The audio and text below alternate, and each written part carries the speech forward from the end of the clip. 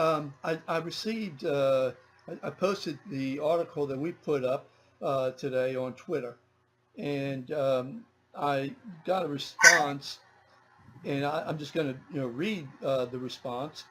I'm going to calculate the response, summarize. Basically, this person said no tabs, but no, you had tabs. We just got the article out and we didn't put everything up, but we will correct that. Okay, so the media, all of the media has the tabulations, and right, had everything. Sure, absolutely. We were just under time crunch, and that's why we didn't mention Pellerin or Joseph Gao or really. So we just did a summary. Okay, so another is elder vote more often true, but the disparity in sheer population is astronomical. 50 older is 32%, 18 by 50 is 45%, said math. So have you made any sense of what I just said? I think what they're saying is the elder vote more often true, but the disparity in sheer population is astronomical. 50 older is 32%, and 18 to 50 is 45%. So, this person is saying. Want me to explain that to them? Yeah, I'll be glad to. Yeah. This poll is based on the way the Secretary of State classifies you. I don't know how you voted, but I know every time you voted. Every time you've ever voted in your life, it's recorded. And so the statistical guys will go back and say, in what we call all voters are 100%. And then we'll go back and look at likely voters who go up to 60%. And who makes up likely voters? And then we have chronic voters and super chronics. But on a likely voter, which is probably what this election is, I don't see this election as being a 90% turnout like we had when Obama, with Obama's two elections. There's too many people that don't like either candidate. That may or may not happen. But to make people understand, and it's one of the reasons that Louisiana has become a red state, is when the people actually go vote. It doesn't matter how many people are registered. The numbers show that about 65 to 70% of all voters in Louisiana they're over 50. And that's not the way the population is distributed. But that's how, when you look at people who actually voted, those people, and they go out in mass and vote. The problem is on the millennials and even teens and up in their 20s, those people, if you're in a campaign, you don't spend any money on them because you're wasting your money because you're not getting your return back. You can send them 400 pieces of mail and it still won't affect them and they won't go vote. The most success we've seen with that was in the presidential last time and the time before, where in key states, battleground states, Barack Obama spent a lot of time and effort on those voters and he got them out. But it takes a lot of time and effort. And most campaigns can't afford that. When you have $1 billion to spend, like these national campaigns, they tend to be able to do that. But only then in limited states. So when you're running and you're looking at who's going to vote, that's where you spend your time with your mailers, your ads. Look, if people were trying to get younger voters, their ads would certainly be tailored differently, but they can't get the return on it. Here's another tweet. It says, Boustany received 5.5 of the entire rest of the state. 21 votes of 370. Make any sense of that? Yeah, if you take his vote and his growth primarily came from his base or Acadiana. In the rest of the state, he's in competition with Fleming, her, Fayard, Kennedy, and so he's once he leaves his base, it's hard for him to grow. So he's okay now, but this race is just starting. And let me warn you, this race is just starting, and this poll sends out a message to all these candidates: hey, here's what you have to do. Here's who is in front of you. You got to do something to get past them. So the ads will start sooner than later, and Boustany can sit there in Acadiana and hope that's enough. It may or may not be. Kennedy can sit there and say, oh, I'm at 17 and I got enough. And no one believes that right now, because as these other candidates start spending money with different approaches, then this thing's going to become, I expect it to come very, very close. I don't expect Kennedy and Boustany to run away with it. They could possibly, but you still have 4 other candidates who are very, very well financed. I like Fayard. Yeah. So Obama, I think, had about 49. Am I correct? His popularity was somewhere about in the high 40s. I saw it early this morning. I'm just trying to recall, and which is not bad for him, although he's got 58 or so nationally. Yeah, he's about 40. He's been about 46, 47, 48, or right under 50, and that's about where he stays on popularity. And John Bell Edwards is that he's the most popular. Now that's a real switch given from your other poll. 50, yeah, he went from 50 to 60, 63, whatever it is, 64. So yeah, but look, I'm not surprised, and none of us should be.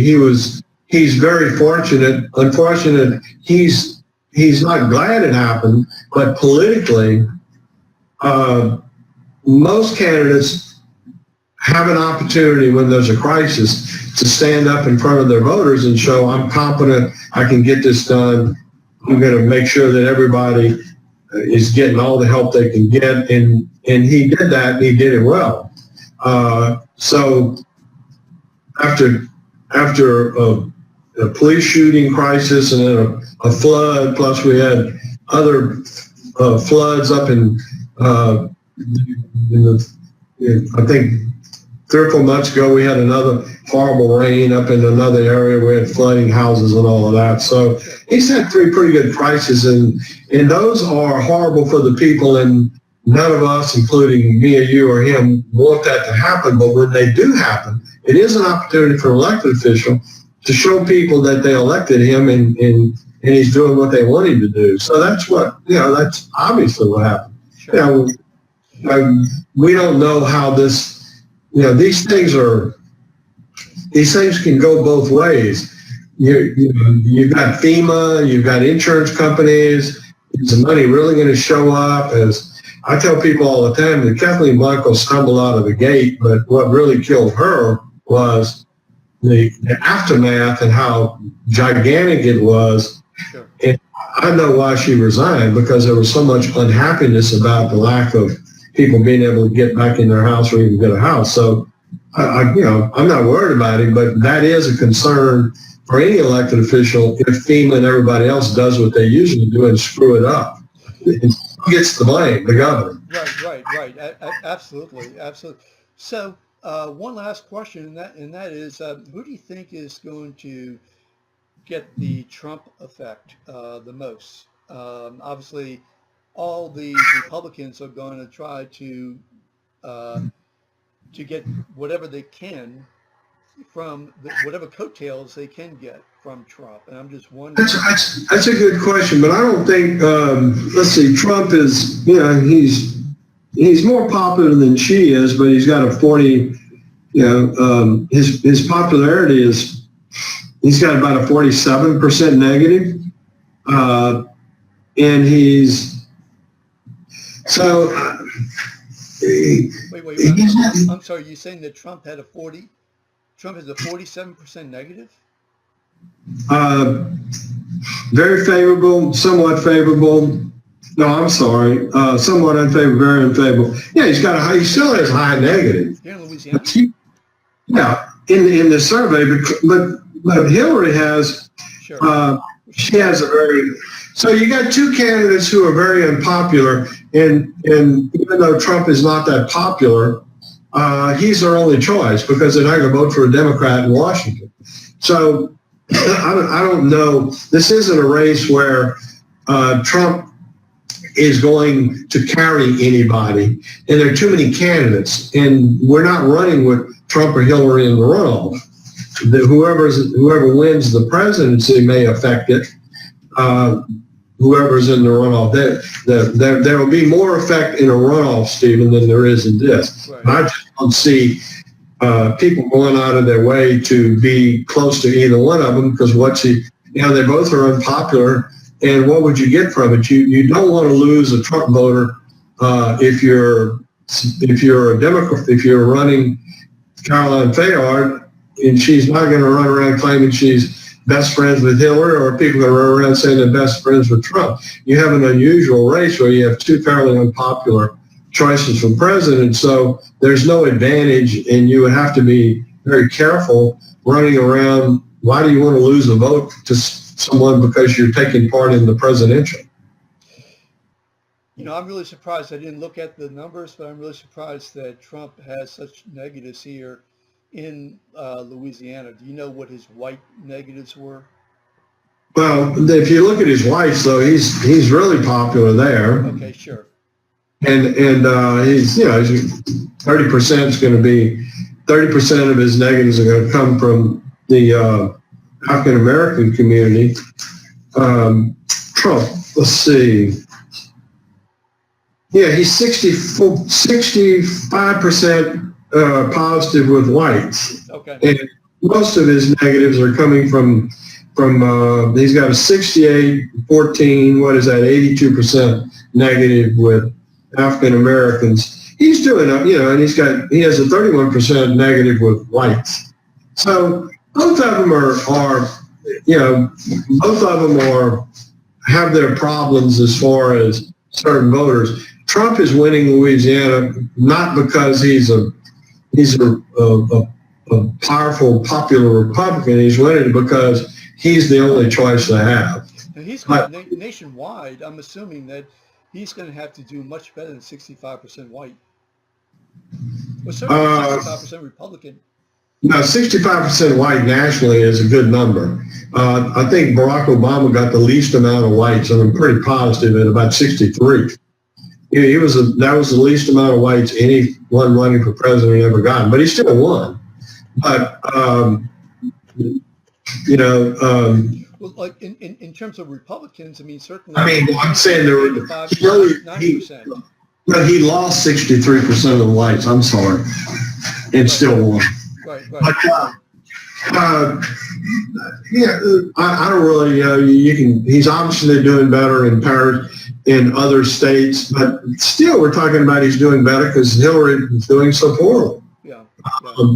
And he's doing very well in Georgia now because she was doing better when he was viewed totally, negative. He's doing better in Ohio, so all of these things are based on who at the present time is the most popular versus who's less popular versus, I guess you'd say, somewhat more popular. That's the way this race is shaking out. Okay, well, I promised you that this would be my last question. So, Bernie Pinsonat, President S'more, Sudden Media. Partner. I have a partner, Lawrence Buster McKenzie, who does most of the work. Right. Gotcha. Thank you, Steve. Okay. I enjoyed it. You're always fun to talk to you. Great questions, as usual. Thank you so much.